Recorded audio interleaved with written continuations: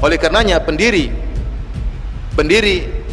organisasi Nahdlatul Ulama, pendiri NU yang bernama Kiai Haji Muhammad Hashim Al-Asy'ari, iya benar, Muhammad Hashim Al-Asy'ari menulis sebuah kitab untuk mengingkari orang-orang yang melakukan maulid Nabi. Dia menulis sebuah risalah judulnya At-Tanbihatul Wajibat Liman Yasna'ul Maulida Bil Munkarat. Peringatan-peringatan yang wajib terhadap orang-orang yang melakukan maulid dengan kemungkaran. Hashim Al-Asy'ari termasuk ulama yang membolehkan acara maulid. Tetapi tatkala dia melihat acara maulid dilakukan dengan praktek-praktek kemungkaran, maka dia ingkari acara tersebut. Juga dia pernah mengatakan seperti ini, Ustaz, bahwa di dalam perayaan maulid Nabi itu banyak kemungkaran-kemungkaran.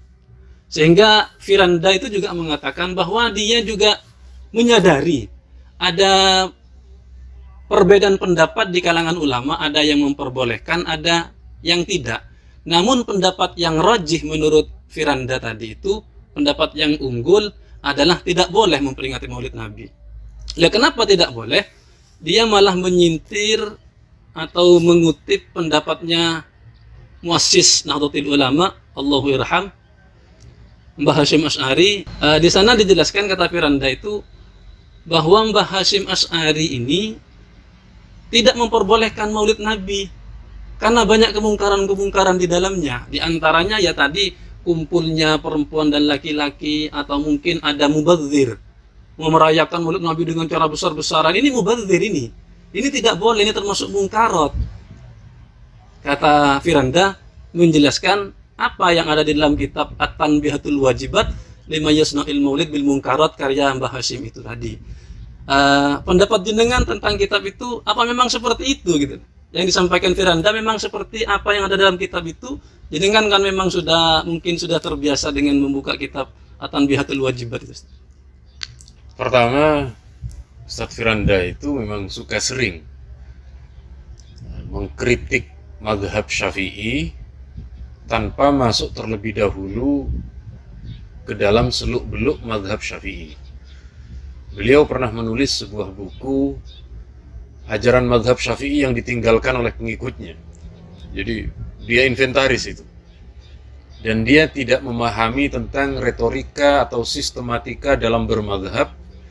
Bagaimana dari mazhab Imam Syafi'i sehingga kemudian beberapa hal itu terjadi perbedaan antara masa awal dengan masa belakangan.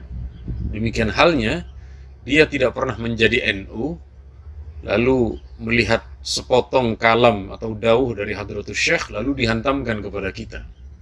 Jadi begini, yang dimaksud oleh Hadratus Syekh itu, yang terjadi pada bulan maulid dan pelaksanaan maulid itu, kalau istilah usul fiqh, amrun khariji, amrun aridi. Beliau tidak menyalahkan maulidnya, bukan, tetapi menyalahkan mungkarotnya yang mendompleng kepada zatiyahnya, zatiyah maulid. Jadi beliau tidak mempermasalahkan maulid, bukan, mungkarotnya. Bagi kita kalau namanya mungkarot, kalau ada maulid disertai dengan minum-minuman keras, kita tolak. Tapi yang kita tolak bukan maulidnya, minuman kerasnya. Minuman kerasnya kita singkirkan. Ketika dalam pelaksanaan maulid lalu terjadi ikhtilat laki-laki dan perempuan, bukan maulidnya yang salah. Wong maulidnya baca sholawat kok. Maulidnya tadi ada penyampaian sirah nabawiyah. Berarti ikhtilatnya ini yang ditertibkan. Misalnya di mana tempat duduk laki-laki, di mana tempat duduk perempuan. Coba kita lihat acara maulid seperti Ustadz Firanda ini. Kalau memang seperti yang dituduhkan dari dawuhnya Mbah Hashim, coba datang ke masjid. Masjid mana yang laki-laki perempuan terjadi ikhtilat? Softnya terpisah kok. Softnya menyendiri, tidak sama. Hal ini pernah terjadi, Ustadz, masalah ikhtilat ini ketika ditanyakan kepada Imam Ibnu Hajar Al-Haytami. Ini beliau karena tinggal di Mesir, Al-Haytami, beda sedikit dengan saya. Saya Al-Haytami. Berarti sama kita. Tapi saya kan tinggalnya di Keputih. Iya. Jadi lumayan ada putihnya. Ada putihnya. Namanya saja. Kata Imam Ibnu Hajar begini. Beliau ditanya, Syekh, bagaimana dengan ziarah makam wali yang di situ terjadi ikhtilat antara laki dan perempuan? Imam Ibnu Hajar menjawab, tetap ziarah makam aulia tetap dianjurkan. Perkara itu urusan ikhtilat, kesalahannya terletak pada ikhtilat, maka ikhtilatnya ini yang dihilangkan. Jangan juga disertai dengan ziarahnya yang dihilangkan, tapi ditertibkan.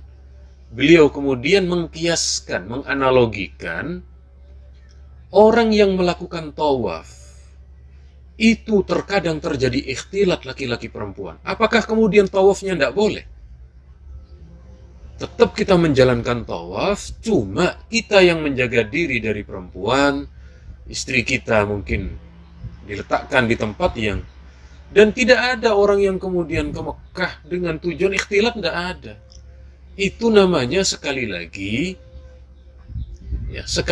bukan letak tawafnya yang kemudian salah, tetapi amrun khorijinya ini loh, amrun aridi. Nah ini loh, sulitnya kita berdialog dengan orang yang tidak belajar usul fiqh, yang tidak belajar ilmu tentang metode istimbatul ahkam. Lalu sehingga begitu nemu tidak cocok langsung bid'ah.